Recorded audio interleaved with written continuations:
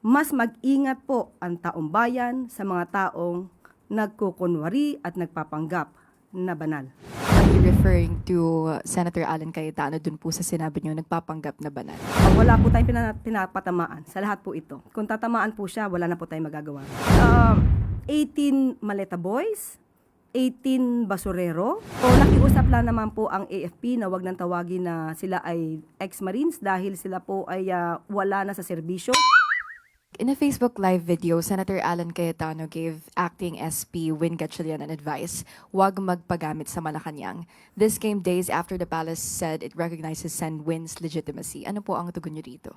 Ang hiling lang po natin, sana ay huwag kumilos ang nasabing opisyal na parang siya pa ang biktima. Marami pong nabiktima ang kaguluhan sa Senado. Unang-una pong nabiktima dito ay ang taong bayan na naniniwala sa integridad ng Senado. Ang kaguluhan pong ito ay naganap sa pamumuno ni dating Senate President Alan Cayetano. Ang mga biktima rito, kasama na po rito ang umaasa ng mga EJK victims na mapapanagot ang dapat na mapanagot. Masasabi ring biktima rito ang dating Pangulong Duterte dahil sa ipinakita na matataas na opisyal pa ang nagkakanlong at nagpapalabas o nagpapatakas sa isang tinatawag na co-perpetrator ng crimes against humanity.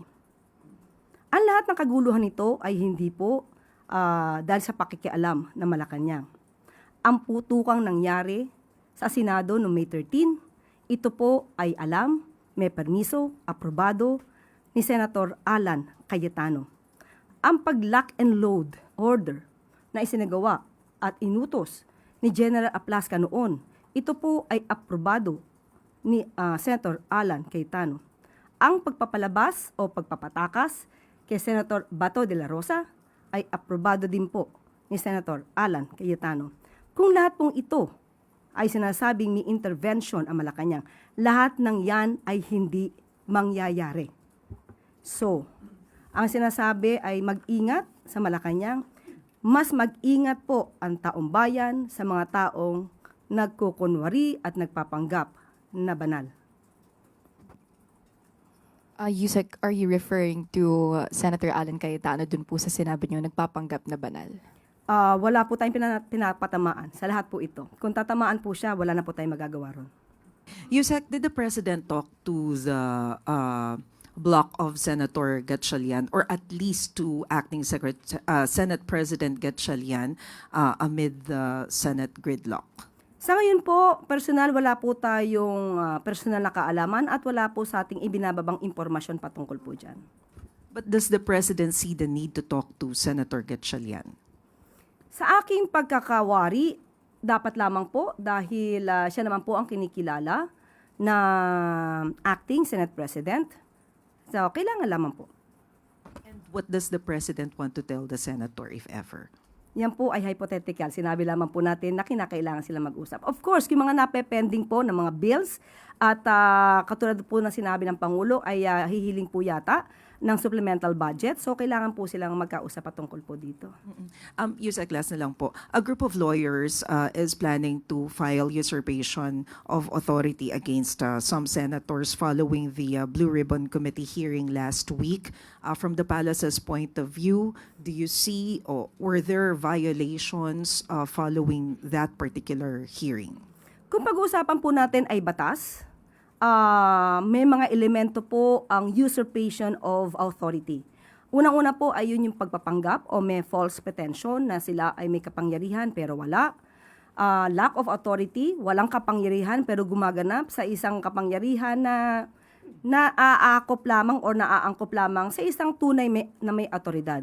So, ang ginawa nila na paghihiring doon, at hindi na sila halos kinikilala, hindi sila kinikilala ng HOR, hindi sila kinikilala ng ehekutibo. Marami na po mga legal luminaries, legal experts at mga dating Senate Presidents na nagsasabing legal ang nangyaring sesyon sa June 3. So, ang pagsasagawa muli ng mga aksyon na dapat ay ginagawa ng tunay na otoridad, yan po ay masasabing unlawful or rather usurpation of authority. Sunod na tanong mula kay Ann Soberano, Bombo Radyo.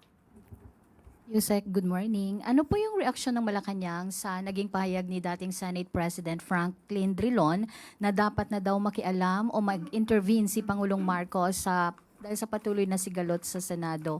May desisyon na po bang magpapatawag ang Pangulo ng special session o balak po ba niyang ipatawag at pulungin na lamang ang mga senador para maayos ito? Maganda pong panukala po yan. Nanggagaling sa dating Senate President, iginagalang na isang public servant. At ang Pangulo naman po ay hindi sarado ang pintuan sa mga ganyang klaseng mungkahi at suggestion. Ang tanong na lamang po, sa katulad po ba ni Senator Alan Cayetano ay uubra yung ganitong klase ng mga suggestion? Pero ma'am, may balak na po bang pulungin ni Pangulo itong mga senador or magpapatawag siya or yung special session? Pinagmimitingan po yan. Sa ngayon ay wala po tayong detalye. Baka po bukas or mamayang hapon ay makakapagbigay po ako sa inyong detalye. Dahil pinag-uusapan na po yan. Ma'am, follow up lang ma'am. Ano po yung mga nakatakdang schedule ni Pangulong Marcos sa Independence Day at may validated report na po ba ang Malacanang hinggil sa banta o tangkang panggugulo? At ano po ang direktiba ng Pangulo dito? Sa ngayon po, definitely kung ano po yung sinasagawa ng Pangulo sa mga nakaraang Independence Day, ganun pa rin po ang magiging activity ng Pangulo. At sa patungkol po sa nasasabing rally, panggugulo, sinabi na po natin, mag-ingat po tayo sa mga ganitong aktibidad. Although wala pa po tayong natatanggap na anumang impormasyon, pero huwag nating hayaan maghasik ang kadiliman dito sa ating pamahalaan. Kailangan po tayo magtrabaho at ilabanan din po natin ang mga kampon ng kadiliman. Sunod na tanong mula kay Alvin Baltasar, Radyo Pilipinas. Yusek, good morning po.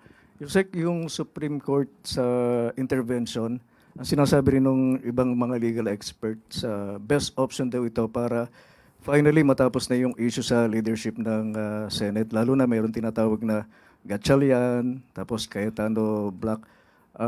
Ano pong thoughts dito ng Palasyo? Kinilala na ng ehekutibo kung sino ang tunay na liderato. Ito po ay sa pangunguna po ni Senator Sherwin Gatchalian.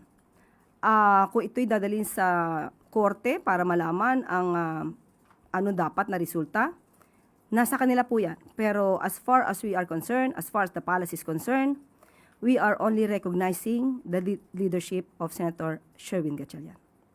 Kung nakakausap niyo ang Department of Finance, yung mga economic team ng Pangulo, kamusta raw po yung investors' confidence amid this mga events na nagaganap sa Senate?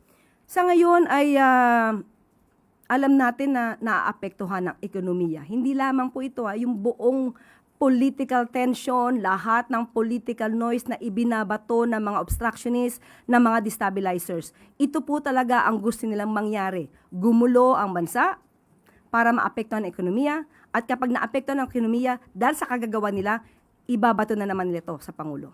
Sige, habol ko na lang. Kasi doon sa hearing sa Senate ngayon, dati-rati tinatawag yung 18 ex-Marines na ex-18 Marines. Pero kanina doon sa pagkakabansa sa kanila, ang sinasabi ni Senator Rapi Tulfo, tinawag na 18 kargador. Ano pong reaksyon natin? Sino po nagtawag? Si Senator Rapi Tulfo. 18 kargador. Actually, 18 maleta boys, 18 basurero. Pwede po silang i-describe na ganon sa ating pananaw. Bakit basurero? Di ba mga basura ang kanilang sinasabing kinukuha at dinadala? So nakiusap lang naman po ang AFP na wag nang tawagin na sila ay ex-Marines dahil sila po ay wala na sa serbisyo nung sila ay pumasok bilang bodyguards ni Zaldico. So ang request nga po ng AFP ay kung maaaring tawagin nila na 18 witnesses or 18 bodyguards. So 18 kargadores or 18 basurero, pwede naman po silang i-describe ng ganyan.